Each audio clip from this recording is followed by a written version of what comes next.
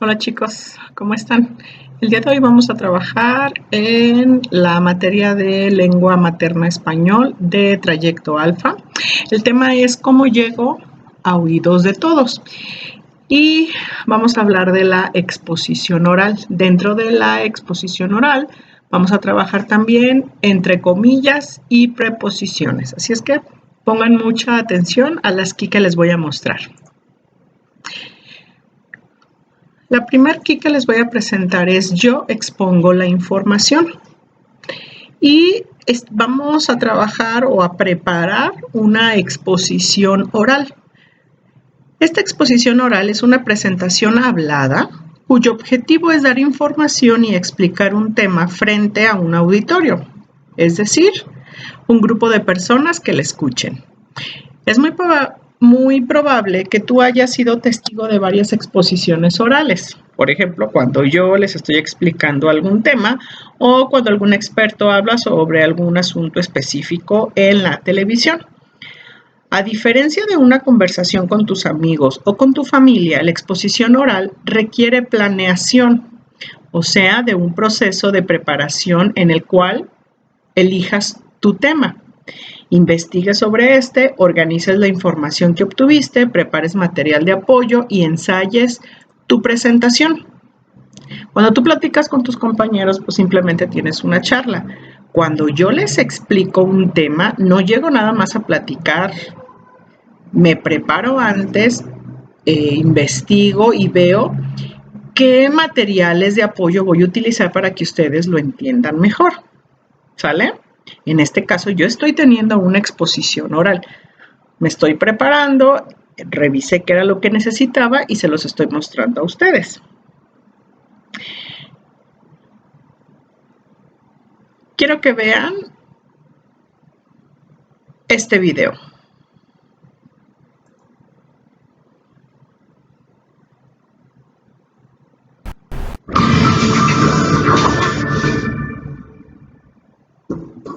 ¿Dónde investigo? Investigar suena divertido, aunque ¿por dónde empezar? Hoy seleccionar fuentes de información puede ser todo un reto, porque tienes acceso a muchas. Pero debes ser cuidadoso, pues no toda la información disponible es confiable, o sea, verdadera, y respaldada por especialistas e investigaciones serias. ¿Cómo puedes diferenciar las fuentes confiables de las dudosas? Primero, considera que existen distintos tipos de fuentes de información. Las fuentes escritas son aquellas que se encuentran en libros, enciclopedias y artículos de revistas y periódicos. Generalmente estas son confiables, pues antes de publicarse, pasan por un proceso de revisión en el que varios expertos verifican que la información sea correcta y real. Puedes consultarlas en bibliotecas, campos de vidas o en alguna escuela. También es probable que utilicen fuentes que no estén confiables. Por otra parte, las fuentes digitales son aquellas que se encuentran en formato electrónico, como páginas que ligan a instituciones del gobierno, organizaciones internacionales y nacionales, centros educativos, universidades y institutos, y artículos de revistas o periódicos digitales. En las fuentes digitales también se incluyen videos y audios, como entrevistas o documentales. Para seleccionar fuentes digitales confiables, fíjate en que su autor sea especialista en el tema o que estén publicadas en sitios de instituciones de gobierno o educativas. Ten en mente que la diferencia más importante entre las fuentes de información escritas y las digitales es el formato o soporte en que llegan a sus lectores. Las primeras son impresas, mientras que las segundas sean más subtituladas, pues estos utilizan los textos como memorias USB y discos duros. Las videos impresos tienen la ventaja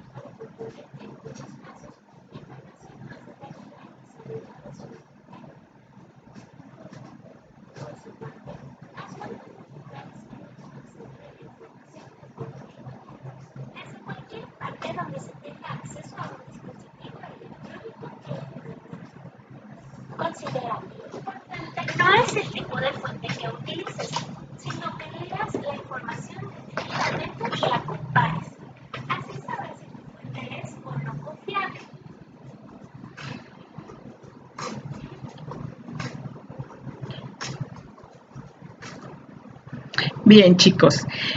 Cuando nosotros hacemos una exposición oral, es siempre conveniente prepararnos. Y aquí en este video les muestro las fuentes de investigación.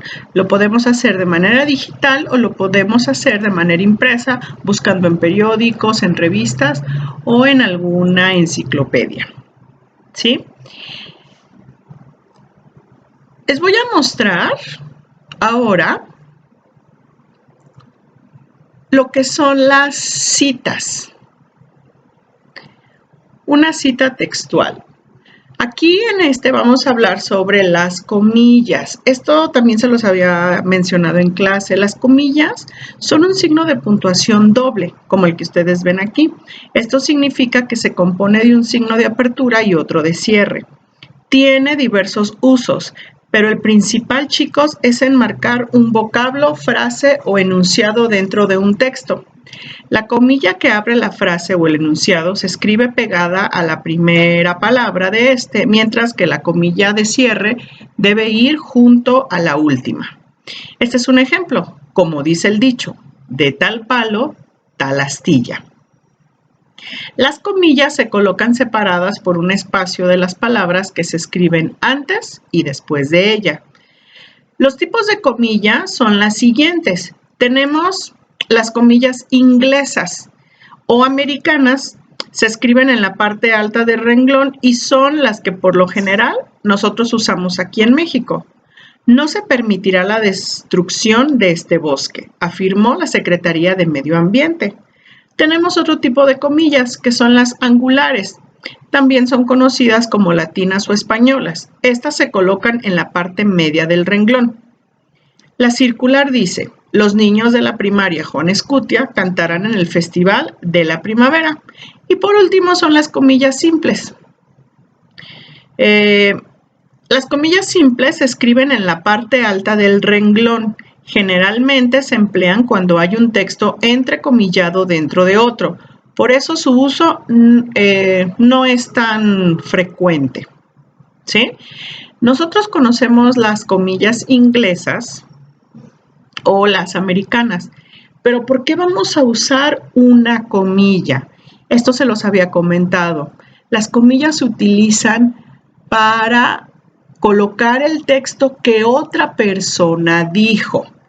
Te voy a poner aquí algunos ejemplos. De acuerdo con Antonio Medina, el ingenioso hidalgo Don Quijote de la Mancha es la primera novela moderna debido a su estructura y la historia que plantea. Aquí las comillas se utilizan para enmarcar citas textuales, algo que otra persona ya lo dijo. Voy a poner este otro ejemplo. Las comillas también se utilizan para indicar que una palabra o expresión es impropia, vulgar o que procede de otra lengua. El flash de la cámara estresa a los animales del zoológico. ¿Sí? Las comillas señalan el uso irónico o especial de una palabra. La película estuvo interesantísima, o sea que es muy interesante. Y también se emplean comillas para encerrar un vocablo que se define o del cual se da una explicación respecto a su estructura o significado. La palabra banco, que va entre comillas, puede referirse a un mueble para sentarse, o a una agrupación de peces, o a una institución financiera. Ahora, ¿por qué es importante utilizar las comillas en citas textuales? Vean esto. La cita textual es la reproducción exacta del fragmento de un texto distinto al propio, como un libro, una nota del periódico, un artículo de una revista o de alguna página de internet. Las citas textuales te servirán para apoyar tus ideas con la información que obtengas en diversas fuentes. Un ejemplo, si estás elaborando un trabajo escolar sobre la importancia de los parques para el desarrollo de los niños y encuentras un texto que te ayude a respaldar tus opiniones, puedes usar esta cita textual. ¿A qué se refiere? ¿Puedes copiar y pegar esa parte, pero ojo, lo tenemos que poner entre comillas. ¿Por qué, chicos? Observen este ejemplo. Es importante rescatar el parque Niños Héroes porque los parques son lugares usados para la recreación. Es decir, son espacios donde los habitantes de una ciudad pueden expresarse de forma artística, deportiva y cultural. ¿Por qué tiene un tache? ¿Por qué está mal? Ahora les voy a decir el por qué. Porque esto es un escrito que otra persona lo hizo. Aquí, ¿por qué le ponen palomita? Porque me están diciendo, es importante rescatar el Parque Niños Héroes porque de acuerdo con Jessica Montserrat Fonseca, esa persona fue la que dijo que los parques son lugares usados para la recreación. Es decir, son espacios donde los habitantes de una ciudad pueden expresarse de forma artística, deportiva y cultural. Cuando no señalas una cita mediante comillas o no separas el texto en un párrafo aparte, no le das crédito y reconocimiento al autor, en este caso a Jessica Montserrat Fonseca, que fue la que lo hizo. Y esto es una falta grave que se conoce como plagio, es decir, copiar el trabajo de otros y tomarlo como propio. Y esto, chicos, está penado. Por eso es importante poner comillas. No tiene nada de malo copiarlo, pero sí ponerlo entre comillas para saber que eso ya lo dijo otra persona. Ahora nos vamos a ir a otra aquí que se llama ¿Dónde quedó la bolita? Y aquí voy a hablar sobre las preposiciones. Las preposiciones son una clase de palabras invariables, es decir, no cambian su forma, pues no tienen variaciones de género y número. No se refieren a hombres o a mujeres. Sirven para unir ideas y relacionar algunos elementos de la oración, por lo que no son un tipo de nexo. Por ejemplo, comí con mis abuelos y vengo de mi casa. Una preposición introduce un complemento que se conoce como término. Puede ser un sustantivo, un adjetivo, un adverbio. Y les voy a mostrar algunas de las preposiciones. El caballero luchó contra el enemigo. Contra, la que viene de color morado, es la preposición. Otro ejemplo. Maritza practica natación desde muy pequeña. Desde es la preposición. Voy a utilizar otra en una oración que tenga un adverbio. Paco vino hasta aquí mismo por su pedido. Hasta es otra preposición. Yo creo que en inglés ya se las han dicho. En español es a, antes, como, contra, de, desde, hasta y muchas más. Aquí vienen más ejemplos y con esto vamos a cerrar. Las preposiciones cabe y so se emplean poco. La primera significa junto y la segunda bajo. Germano vino a trabajar, so pretexto de su enfermedad. ¿Sí? Es correcto decir el so. ¿Sale? Pero es poco común. En la siguiente, todos fuimos hasta el aeropuerto para desearles un buen viaje. ¿Se acuerdan que dijimos que al inicio en el texto decía que las preposiciones unían oraciones, pero que no se confundieran con los nexos porque son muy diferentes? Estas se llaman preposiciones. El problema de la contaminación se ha agravado según los especialistas. Otro ejemplo. El conflicto Estados Unidos de América versus Irak causó muchas muertes. La preposición versus se usa en textos periodísticos científicos y ustedes saben que significa contra o frente a. Mis amigos y yo partiremos esta noche en el autobús que va a Acapulco.